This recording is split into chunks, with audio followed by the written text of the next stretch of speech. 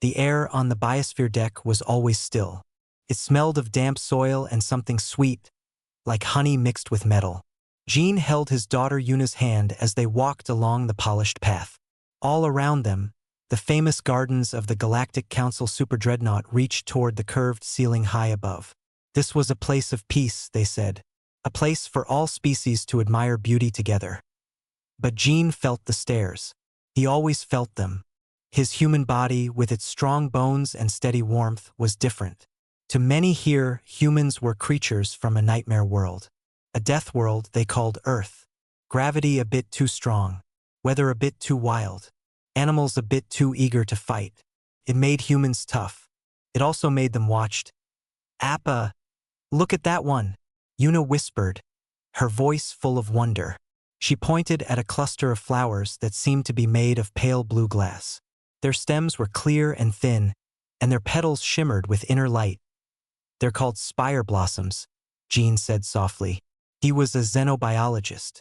His job was to understand alien life, not fear it. They grow crystals in their cells to catch the light. They're very delicate.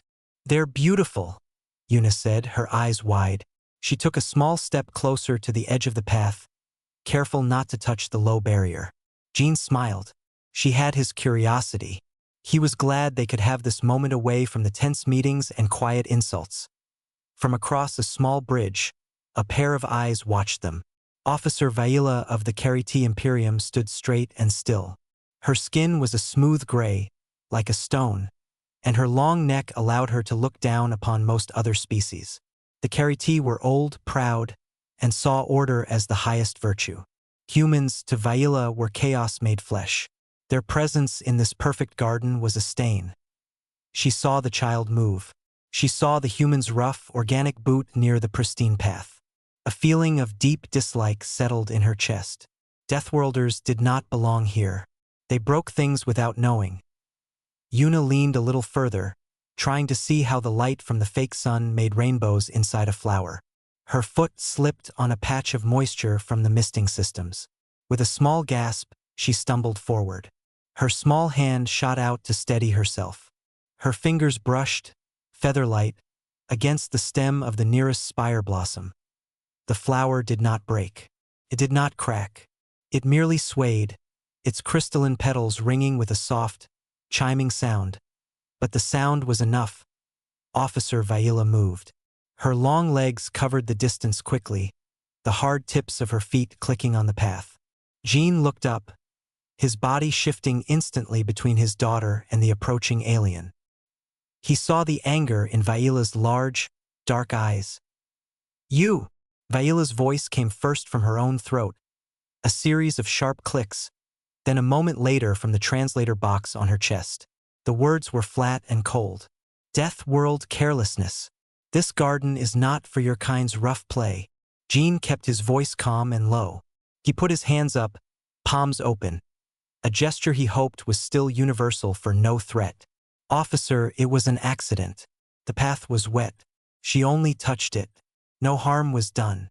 We are sorry for the alarm." He turned to Yuna, who was now hiding behind his leg, her face frightened. "Yuna, say you're sorry for touching the plant."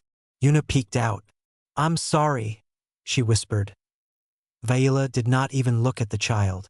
Her gaze was fixed on Jean. "Your sorry is meaningless. Your biology is violence. Your touch is corruption. You bring the chaos of your world everywhere you go." She then looked past Jean directly at Yuna. The translator made her words even harsher. "The young must be corrected before the behavior is set." "Corrected?" Jin's voice lost its soft edge. "It was a mistake. She is a child. The plant is fine. She is a Deathworlder child," Vaila stated, as if that explained everything. Her arm moved. It was not like a human arm. It was longer, ending in a hard, chitinous edge, like the shell of a crab. It was a tool for her people, strong and precise. Jean saw her muscles tense. He started to move, to pull Yuna fully behind him. But he was not a soldier. He was a scientist. Vaila's arm snapped forward. It was not a punch. It was a dismissive, backhanded swing, the way one might knock away an annoying insect. The hard, gray edge of her limb connected with the side of Yuna's face. The sound was terrible. A sharp crack that echoed in the quiet dome. Yuna did not cry out. The force of the blow lifted her off her feet. She spun once in the air and then fell to the polished stone path in a small, still heap. A line of blood, shockingly red against her pale skin, welled from her temple and trickled down her cheek. Time stopped. The gentle hum of the garden systems faded away. Jean saw only his daughter, lying too still on the ground. He saw the blood. He dropped to his knees beside her, his hands trembling as he felt for her pulse. It was there, fast and rabbit-like under his fingers. Her breath was a shallow puff of air. He looked up at Viola. The Carity officer stood over them, her expression one of mild satisfaction. The correction had been delivered. In that moment, something in Jean broke. But it did not break into pieces. It broke open. All the gentle patience, all the quiet diplomacy, all the understanding he had tried to show this galaxy burned away. What was left was a cold, clear, and silent fire. He gathered Yuna into his arms, holding her close against his chest. Her head lolled against his shoulder. He stood up, facing Viola. His eyes were no longer the eyes of a diplomat. They were the eyes of a father from a world of storms and predators. He did not shout. He did not threaten. He simply looked at her, and in that look was a promise so absolute it made Viola's confident posture falter. She took one involuntary step back on her clicking feet. Without a word, Jean turned. He carried his unconscious daughter, walking carefully but quickly, each step taking him away from the garden of glass and toward the human sector. He left behind a single drop of blood on the perfect white path. A small, red stain from a Deathworld child. The garden was no longer peaceful. A storm had just begun, and it was walking away in the shape of a quiet man holding his broken girl. The walk from the biosphere deck to the human medical bay was the longest of Jin's life. He moved with a steady, fast walk, his arms a firm cradle around his daughter. Yuna was a small, warm weight against his chest. Her breathing was a shallow whisper against his neck.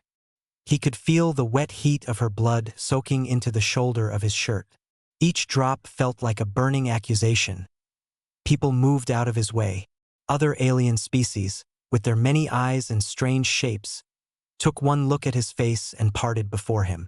They saw the human man, his expression carved from stone, his eyes holding a storm. They saw the child in his arms, her face turned away, the red mark already darkening into a bruise around the clean cut on her temple. No one spoke to him. No one asked what happened. The doors to the human sector slid open with a soft hiss. The air changed. It was cooler, cleaner, and smelled of recycled oxygen and a faint hint of antiseptic. It was not a home smell, but it was a human smell. Here, the lights were brighter, the corners sharper. A young woman in a simple blue jumpsuit looked up from a desk. Her name was Mira, and she was Jin's sister. Her smile died before it reached her eyes. "Jean? What?" Her words cut off as she saw Yuna. Her face went pale. She was an engineer used to solving problems with wires and metal. This was a problem of flesh and blood. She was out from behind the desk in a second. "Mir Bey. Now." Her voice was tight. Together, they hurried down a short corridor. Mira slapped a panel, and the door to the small medical room opened. The room was white and quiet, holding a single bed and many machines. Jean laid Yuna down on the clean sheets as if she were made of the same glass as the spire blossoms. Her head lolled to the side. The bruise was an ugly, spreading shadow on her cheek. The cut had stopped bleeding, but it looked deep. Mira was already moving, her hands swift and sure. She activated a scanner that hung from the ceiling. A soft blue light passed over Yuna's small form. A screen on the wall lit up with lines of data and ghostly images of bone. Jean stood back, his hands empty and useless at his sides. He watched the screen. He saw the outline of his daughter's skull. And he saw the thin, hairline crack running through the delicate bone of her cheek.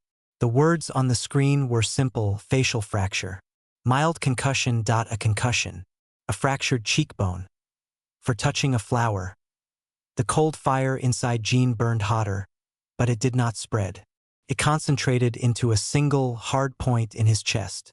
He remembered the sound, the crack of chitin on bone. He remembered Vaila's face, so sure of her right to punish. Mira read the same results. Her jaw clenched. She looked from the screen to her brother's face. Who did this? Her voice was low, a vibration of pure anger. A Carity officer. Vaila, Jean said. The name felt like poison in his mouth. Una slipped. Her hand touched a plant. It did not break. The officer said she needed correction. Mira stared at him. For a second, she looked like she might scream. Then she turned back to Una. Her hands, which could bend titanium struts, gently wiped the blood from the child's temple with a soft cloth. She applied a small tissue sealer to the cut. It closed with a faint shimmer. She could fix the cut. She could not fix the fracture. That would need time and rest. The concussion would need quiet and watchful care. On the bed, Una stirred. Her eyelids fluttered. A small, pained whimper escaped her lips. Her eyes opened, but they didn't focus. They were clouded with confusion and hurt. "Appa?" she whispered, her voice slurred. "I'm here, little star," Jean said, his voice breaking as he moved to kneel beside the bed. He took her small hand in his. "I'm right here. My face hurts," she cried softly. "Everything is spinning." "I know. Just lie still. Aunt Mira is here. You're safe now." He said the words, but they felt hollow. She was not safe. She had been in the safest place in the galaxy, a garden of peace, and she had been broken for a mistake. Mira tapped a command into the medical console. Then she turned to a different screen, the one linked to the main ship. The human ship, the Unyielding, was docked like a quiet giant to the side of the Council dreadnought. She did not send a report. She sent the raw data, the scan of Una's skull, the image of the fracture, the clinical readout of the concussion. And then, with a tap, she sent the visual image from the room's security camera. It showed Jean laying Una on the bed. It showed the dark bruise, the cut, the way her little body lay so still. She sent it directly to the bridge of the Unyielding, to Captain Day 1. There was no message, no request for instructions, just the evidence, the proof of harm done to a human child. They did not have to wait long. The screen in the medbay lit up with an incoming communication. It was not a video. It was a simple text, written in the clear, bold font used for official ship business. Contained only 3 words, followed by a command. Confirmed. Injury scene. Initiate protocol Stonewall. Mira took a deep breath. Her gentle touch on Una's hair became firm, certain. She looked at her brother and gave a single, sharp nod. Jean understood. Protocol Stonewall. It was not a protocol of war. It was a protocol of utter, unbreakable silence. It was what you did when words had failed, when diplomacy had ended. It was the quiet before the answer. He held Una's hand tighter. The storm was no longer just in his heart. It had been seen. It had been acknowledged. And now it was being shared by every human on the Unyielding. The waiting was over. Now something else would begin. On the bridge of the human starship Unyielding, silence was a living thing. It was not an empty silence. It was a thick, heavy quiet, full of meaning. Captain Day 1 stood before the main viewing screen. The image displayed there was not the stars or the bulk of the Galactic Council ship. It was the medical scan from the Dreadnought's human sector. A ghostly image of a child's skull rotated slowly. A thin, bright red line highlighted the fracture on the cheekbone. Next to it was a still photo. A little girl named Una, lying on a medbay cot. A dark purple bruise blooming across her pale skin like a storm cloud. Every officer on the bridge had seen it. Chul, at the communication station, had been the first. His usual easy smile was gone, replaced by a tight line. His hands, which could dance across the controls to find any signal in the void, were clenched into fists on his console, and no one spoke. No one cursed. The only sounds were the low hum of the ship's systems and the soft beep of routine data flowing across screens. The silence was their language now. It spoke of a line that had been crossed. A line that, for humans, was cut into bedrock. Captain Day One was a man who valued calm. He had navigated asteroid fields and first-contact standoffs without raising his voice. Now, he looked at the image of the broken child, and his calm turned to ice. It was a cold, clear, and dangerous thing that he turned from the screen. His eyes met those of his first officer, then Chul's, then the young woman at the navigation station. In each pair of eyes, he saw the same reflection of his own frozen fire. They were not a crew of soldiers. They were engineers, scientists, explorers. But they were all from a death world. They all understood protection. "Chul," Day One said. His voice was quiet, but it cut through the silence like a knife. "Open a channel to the Council liaison.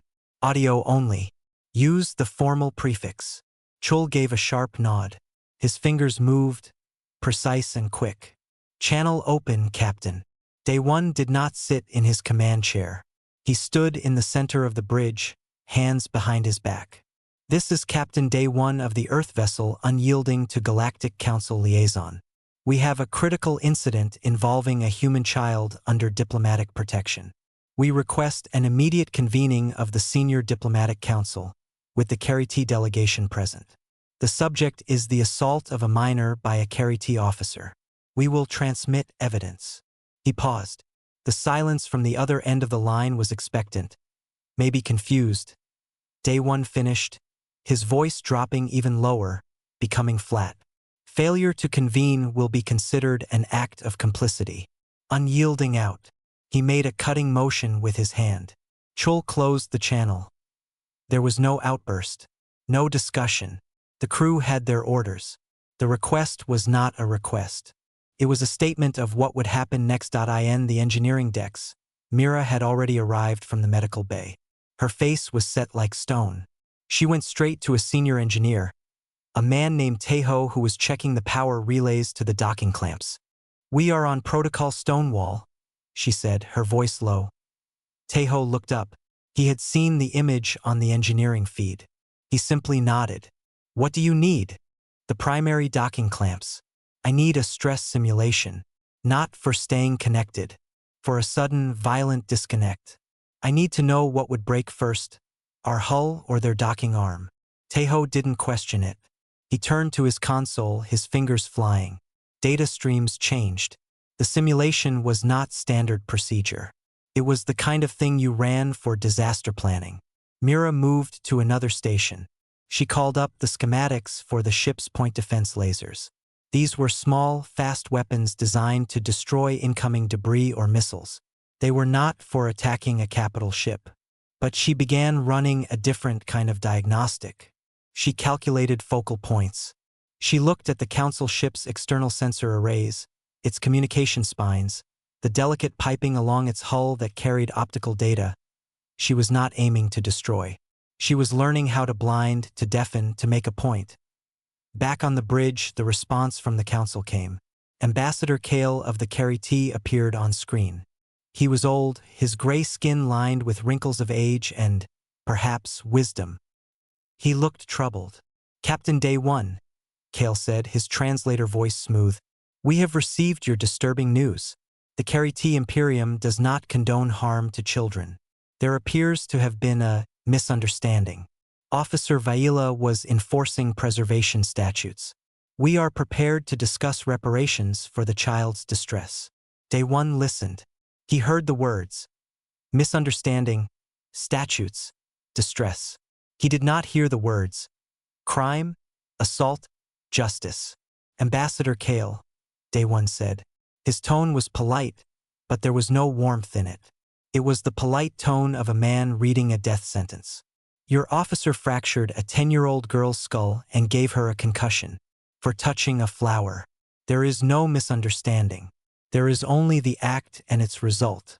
We will see you at the Council." He ended the transmission before Kale could reply. The quiet on the unyielding deepened. It was the quiet of a spring coiling. In the medbay, Jean whispered stories to Yuna as she drifted in and out of sleep. In engineering, Mira and Tejo watched their screens, their simulations returning red lines and stress warnings. On the bridge, Captain Day One stared at the image of the stars, but in his mind, he only saw the fracture line on a little girl's face. The humans were not shouting. They were not beating their chests. They were doing what humans did when pushed beyond a limit. They were getting ready. They were planning. They were turning their famous Deathworld resilience, their stubborn, unyielding will, into a single, focused instrument. The storm was not coming. It was already there, contained within the metal hull of the unyielding, waiting for a door to open. The chamber was not built for humans. The air was a little thin, carrying a sharp scent of ozone and something floral that felt wrong to breathe. The seats were curved to fit bodies with different spines. The light was a soft orange, designed for eyes that disliked the harsh white of human ships. Jean stood alone in the center of the wide circular room. He wore a simple gray uniform, no decorations. He felt the eyes of the council members on him. There were perhaps 20 different species represented, each in their own section. Some had many limbs. Some had no visible eyes. They watched him, the Deathworlder, the cause of this sudden, inconvenient meeting. At the front, in a prominent section, sat Ambassador Kale and his Carity delegation. And beside Kale, standing stiff and proud, was Officer Vaila. Her posture was perfect. She looked at the wall above Jin's head, not at him. To her, he was not worth the focus. Captain Daywin's voice came from a speaker on Jin's collar. It was a private channel, a small touch of home. "We are with you, Jin. The feed is live. They will all see." Ambassador Kale stood. His old limbs moved slowly. "This council is now in session. The human delegation has brought a matter of urgency. We will hear them. Then the Carity Imperium will respond." Jin did not wait for more permission. He tapped a small device in his hand. Above him, a large screen lit up. It showed the medical scan of Yuna's skull. The fracture line was a bright, shocking red against the pale bone. A collective rustle moved through the chamber. Many species understood broken bones. Next, he showed the photo. Yuna on the bed, her face swollen and bruised, her eyes closed. The image was clear, sharp, and full of quiet hurt. "This is my daughter," Jin said. His voice was flat, carrying through the translators. "Her name is Yuna. She is 10 years old. 3 hours ago, on the biosphere deck, she slipped. Her hand touched the stem of a spire blossom. The plant was not damaged." He paused, looking directly at Vaila. She did not look back. Officer Vaila then struck her. "She hit my daughter in the head with the hardened edge of her limb. She calls this a correction. The result is a concussion and a fractured facial bone." Another rustle, louder this time. A low hum of conversation started in several sections. Ambassador Kale raised a thin hand for silence. A tragic result from a moment of overzealous duty. Officer Vaila was enforcing the preservation codes of the biosphere. The child's robust biology perhaps reacted more severely than intended. The Carity Imperium expresses its regret for the child's distress and is prepared to offer suitable reparations. Medical technology, perhaps. Jin felt the cold fire in his chest burn, but his face showed nothing. He listened to the words. Overzealous, regret, distress. They were small words for a big crime. Then Captain Daywin's voice spoke again, this time on the open channel to the council. It came from Jin's collar, clear and hard in the quiet room. "Ambassador Kale, a question of law, if you please." The council members looked around, confused. The human captain was not present, only his voice. "Proceed, Captain," Kale said, a note of wariness in his tone.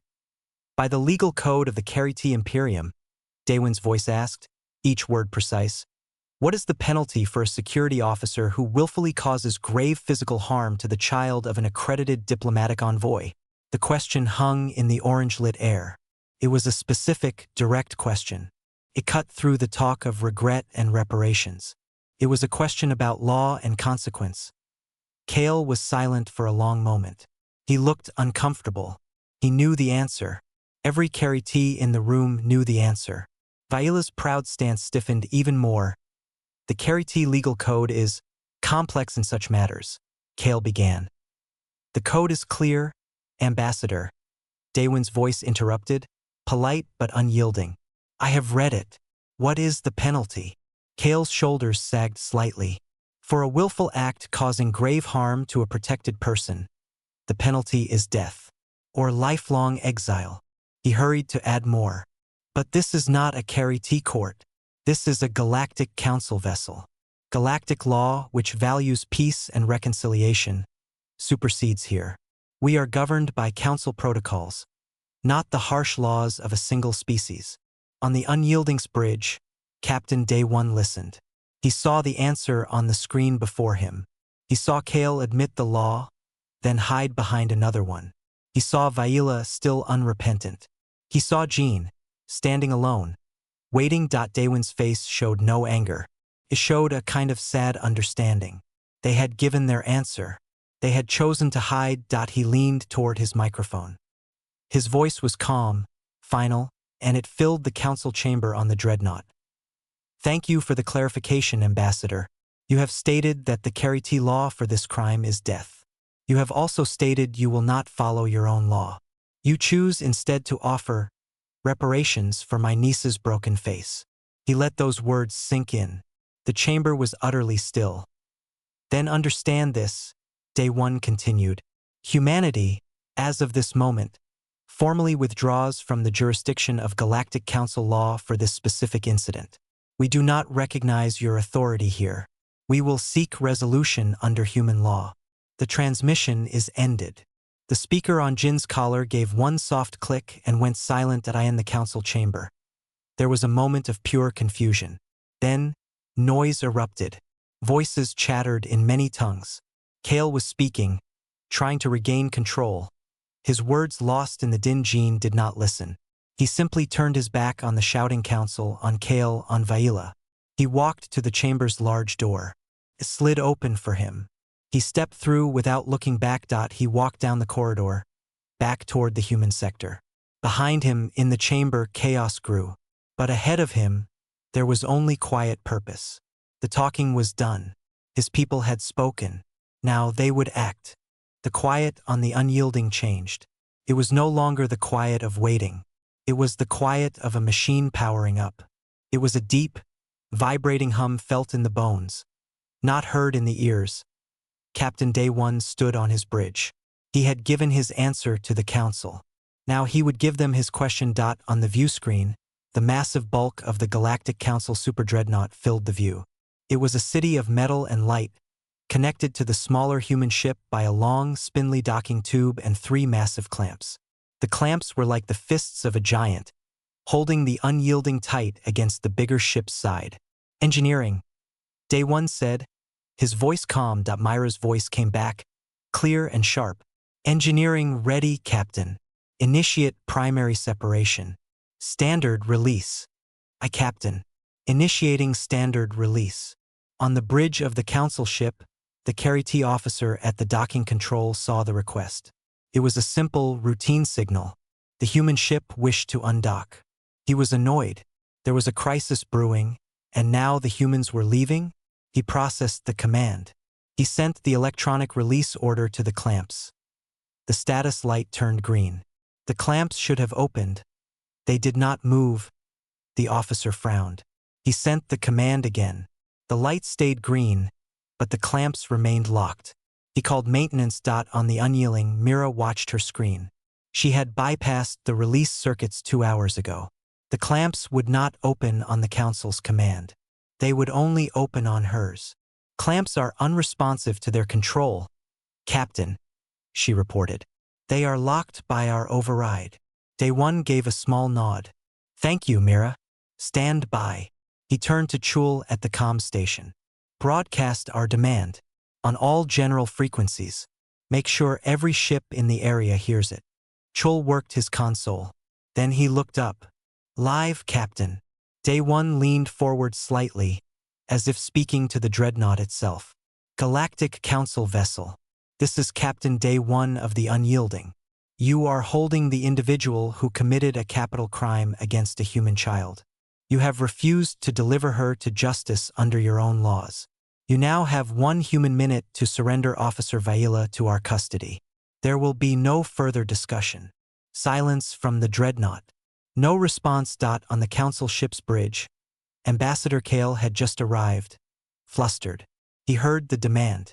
They are bluffing, he said, his translator voice shaky. They cannot use weapons here. It would violate every treaty. They would be outcasts. The minute ticked down on the unyielding. Day 1 watched the timer on his screen reach 0. Captain, Chul said softly. No response. No movement. Very well, Day 1 said. He sat down in his command chair for the first time since seeing Yuna's face. He gripped the armrests. Mira, initiate emergency separation. My mark. Captain. Emergency separation ready. Day 1 looked at the image of the dreadnought, at the clamps holding his ship. Mark. In engineering, Mira tapped one command. It was not the command to release the clamps. It was the command to fire the unyielding's lateral thrusters at full power. These were not main engines. They were small jets used for careful, slow movement. But they were powerful. And they were pointed directly at the side of the council ship. The unyielding shuddered. A deep, groaning roar vibrated through the hull. On the outside, bright jets of blue-white fire shot from the ship's side and slammed into the dreadnought's armored plating. The ship did not try to pull away. It pushed. The 3 massive docking clamps, built to hold against the pull of engines, were not built to withstand this violent sideways shove. Metal screamed. The sound was terrible. A shriek of tearing alloy that echoed through both vessels. With a final, explosive crack, the clamps broke. Not at their joints, but at their bases where they connected to the unyielding's hull. The human ship tore itself free, leaving broken metal teeth behind. The council dreadnought, a ship 100 times its mass, lurched violently to one side. Alarms blared across its decks. Crew members were thrown to the floor. Lights flickered. On the bridge, Ambassador Kale fell into his seat, his eyes wide with shock. They had not fired a weapon. They had simply moved.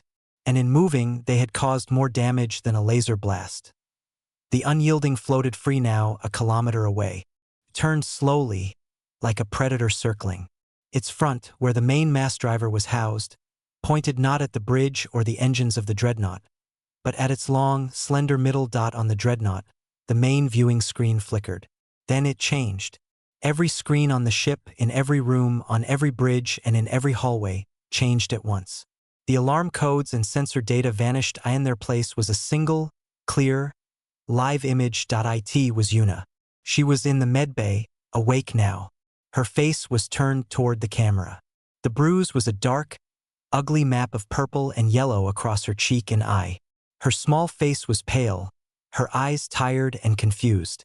She blinked slowly, her breathing visible in the rise and fall of her chest.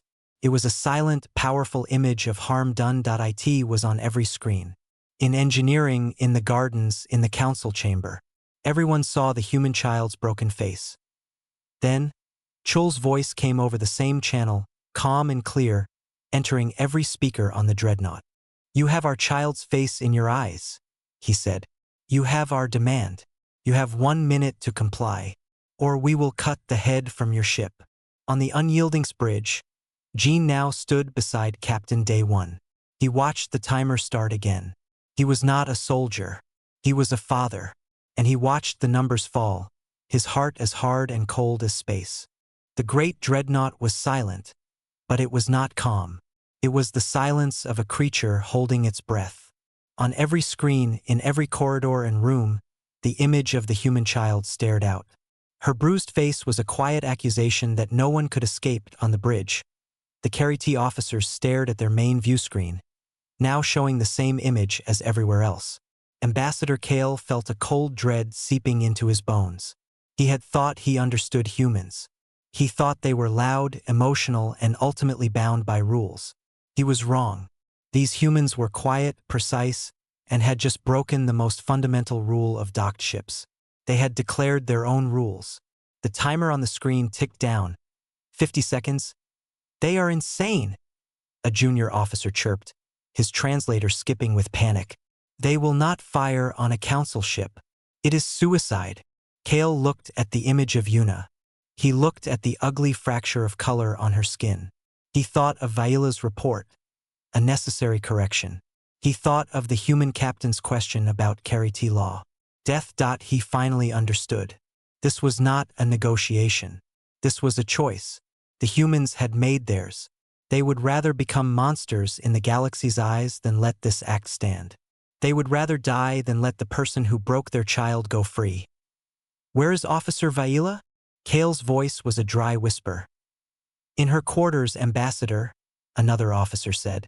She is awaiting the resolution. Awaiting the resolution. Kale almost laughed. A bitter, choking sound. The resolution was here. It was a 1-kilometer-long human ship with a weapon pointed at their spine, and a little girl's face on every screen. 45 seconds, he turned to the communication station. Open a channel to the human ship. Now! The officer worked, his hands trembling. They are not accepting any channels, Ambassador. They are only broadcasting the countdown. Kale's old heart pounded. He saw the faces of his own crew. They were not warriors. They were bureaucrats, scientists, diplomats. They were not prepared to die for Vaila's pride. He wasn't sure he was. He made a decision. It was not a brave one. It was the only one left. Security, he barked, his voice gaining strength from desperation. Detain Officer Vaila. Immediately. Bring her to Hangar Bay 7. The officers on the bridge stared at him, shocked. To detain one of their own on human demand? Do it! Kale roared, the sound raw in the quiet bridge. Or do you wish to explain to the Imperium why our ship was cut in half for a security officer's mistake? That moved them. 2 security officers rushed from the bridge. 30 seconds. On the unyielding. The bridge was a tomb of focused light. Jean watched the timer. He did not pray. He simply watched. Captain Day 1 sat perfectly still, his eyes fixed on the dreadnought's midsection on the view screen. Myra's voice came from engineering, steady.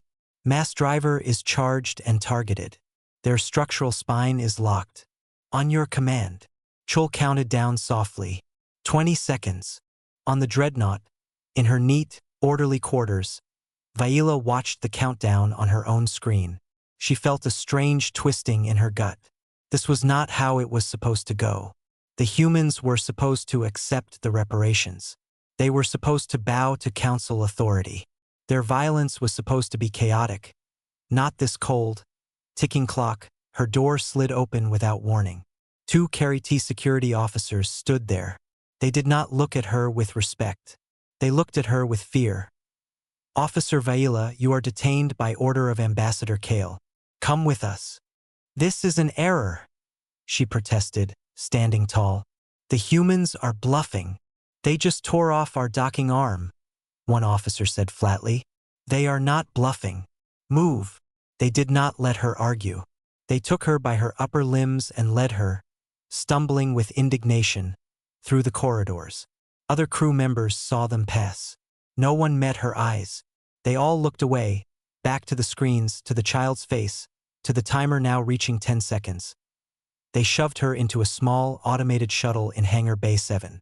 It was a maintenance pod, not meant for passengers. Kale's voice came over the hangar speaker, hurried and frayed.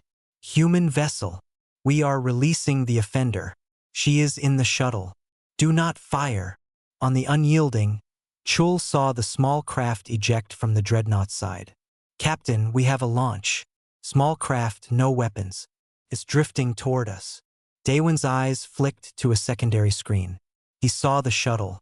Hold the count at 3 seconds, he said, his voice devoid of triumph. It was simply the next step. The timer on the dreadnought screens froze. The number 3 glowed, huge and threatening. The image of Yuna remained. Tell them to disable the shuttle's controls and evacuate the hangar bay, Day 1 instructed. We will bring it in. Chul sent the message. On the dreadnought, Kale nearly collapsed with relief. He gave the orders. The shuttle's engine cut off. It was now a dead can, floating in space. The humans extended a tractor beam, a line of shimmering blue energy. It grabbed the small craft and began to pull it steadily into the unyielding's now open secondary bay as the shuttle crossed the threshold. The screens on the dreadnought changed. Yuna's face vanished. The timer vanished. They were left with only the normal screens, the quiet hum of their ship, and the view of the human vessel, solid and unmoving against the stars. It was over. But it wasn't. It had only just begun. The humans had their prize. Now they would have their justice. The dreadnought waited, wounded and humbled, to see what form that justice would take. The shuttle sat in the middle of the unyielding secondary hangar bay. The room was cold and empty, lit by harsh white lights. The only sound was the slow hiss of the outer door's ceiling. Cutting them off from Spacepoint, 2 crew members in simple gray suits opened the shuttle door. They did not have weapons. They did not speak. They simply gestured for the occupant to come out. Officer Vaila stepped onto the human deck. Her gray skin looked ashen under the bright light. Her pride was gone, burned away by fear during the silent drift across the void. She looked at the humans. Their faces were calm, empty. They did not look at her with hatred. They looked at her like a piece of broken machinery that needed to be removed. "Follow," one of them said. His voice was flat. They led her through the ship. The corridors were clean and quiet. Other humans passed by. They looked at her, but their eyes held no curiosity, no anger. It was worse than anger. It was a complete lack of interest. She was already gone to them. They brought her to a small room. It had a table and 2 chairs. A screen was on one wall. Jean was waiting there. He stood by the screen, his hands behind his back. When Vaila entered, he looked at her. The cold fire she had seen in the garden was still there, but now it was controlled, focused. "Sit," Jean said. She sat. The 2 crew members left, closing the door. She was alone with the father. "You will have a trial," Jean said. His voice was quiet, but it filled the small room. "It will be recorded. It will be sent to the council ship and to anyone else who needs to see. You will be allowed to speak." "I acted within my duty," Vaila said, the words bursting from her. The sound of her own voice, full of fear, shocked her. The child was damaging protected. "The scan of the plant," Jean interrupted, not raising his voice. He tapped the screen. It showed the spire blossom from the garden.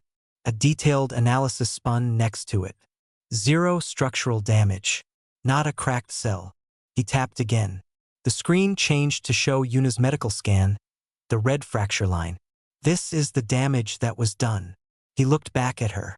"You will speak the truth, or you will be silent. The choice is yours." An hour later, the trial was held.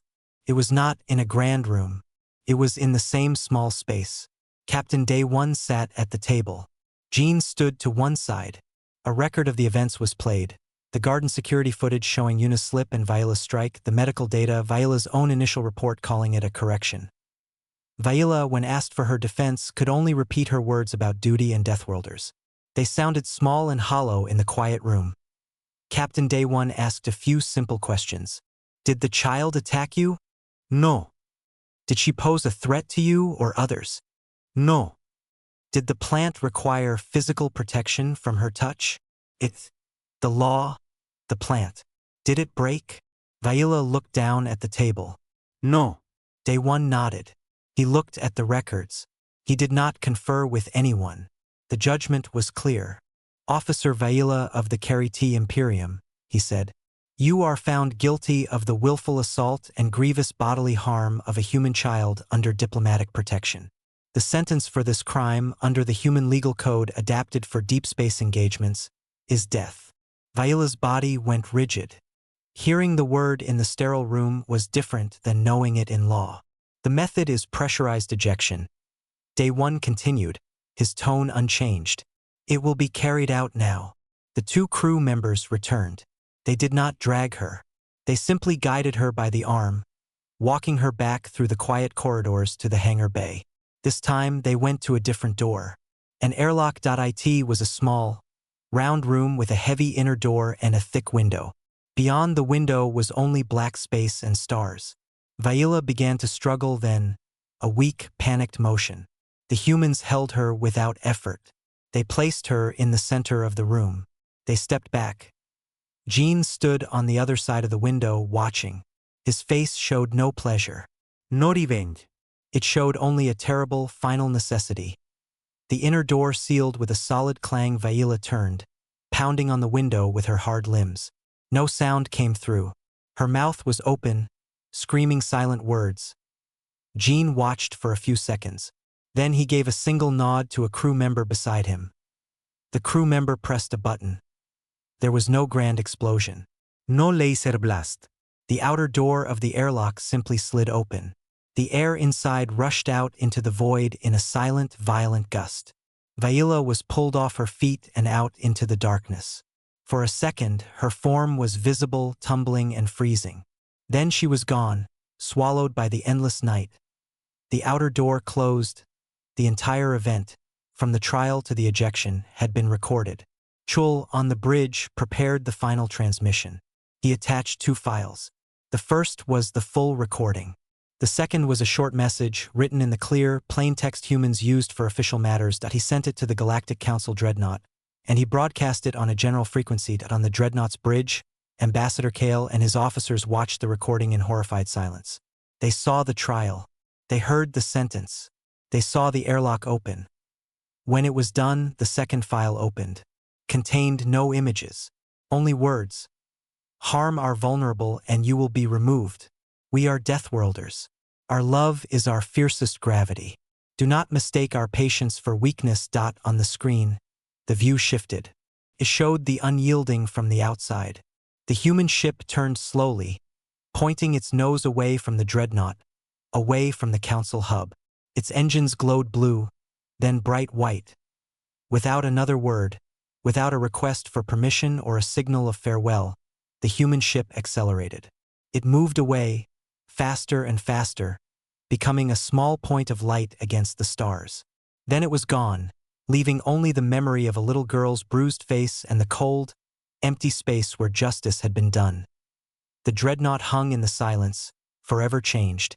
The humans had not started a war. They had simply drawn a line, in blood and starless vacuum, that everyone now understood. Some lines could not be crossed. Some loves were not gentle. They were final.